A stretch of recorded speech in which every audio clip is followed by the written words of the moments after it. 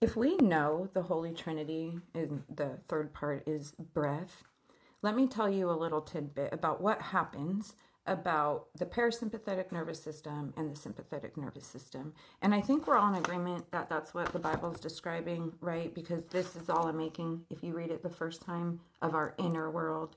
And when you ascend the chakra system, you can read it again, and it's what happens in our outer world. Anyways, but when we move from flow state, being in the parasympathetic, we have, and if you understand electricity, it's like running at a 220. We have full potential energy of our body. This is where you can activate your light body and where magic happens. All the magic in the Bible happens in the parasympathetic. I've seen it happen on my table, healing, magical things.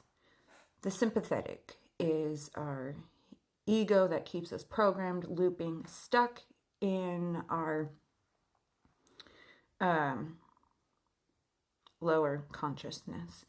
And what happens when we get stuck here is our breath moved, the Holy Spirit moved from 100% of deep rhythmic belly breathing, flow into our body, to short, shallow chest breathing. So we no longer have 100% Holy Spirit running through our body.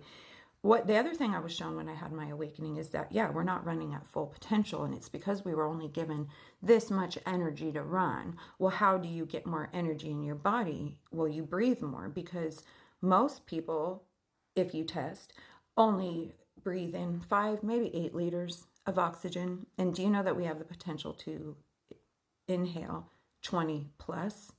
Do you know that oxygen is what creates electricity in the body, energy in the body? And you can actually, measure it by photons and the electricity that's created. And you want to know how we activate our light body? Well, we pull more light through, and we pull more energy through, and we do that through breath. So when we are in our parasympathetic, we have that deep. That's our sleep state. When we're sleeping, that's meditation state. When you can get to theta, you're in deep rhythmic breathing. That needs to be our state through life. That's why when I tell people, anchor it in your body, not just in meditation, but then practice how to flip into it during the day in real life. And you start, and then you anchor it in.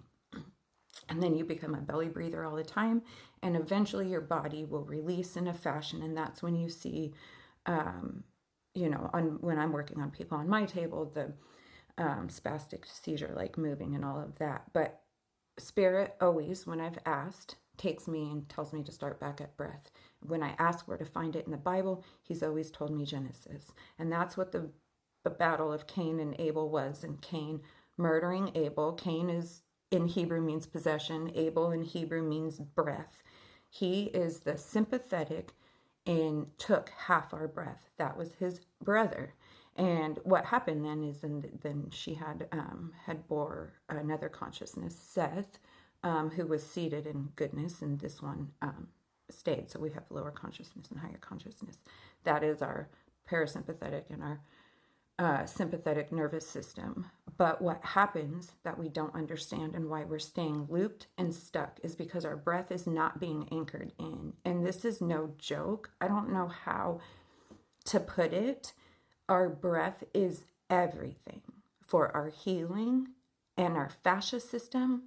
Our fascia is what runs and speaks to the Holy Spirit. It cannot speak properly when your diaphragm is not being used. Your fascia doesn't flow. We speak to Spirit through our fluids and everything. And we've been stuck for a long time. That's why I was shown how to help people manually. That's what I do here. I can do things through Zoom to help people, but it's discipline of anchoring it in. I hope this makes some sense. Please take some time to deep diaphragmic belly breathing, anchor it in, make it your life's mission.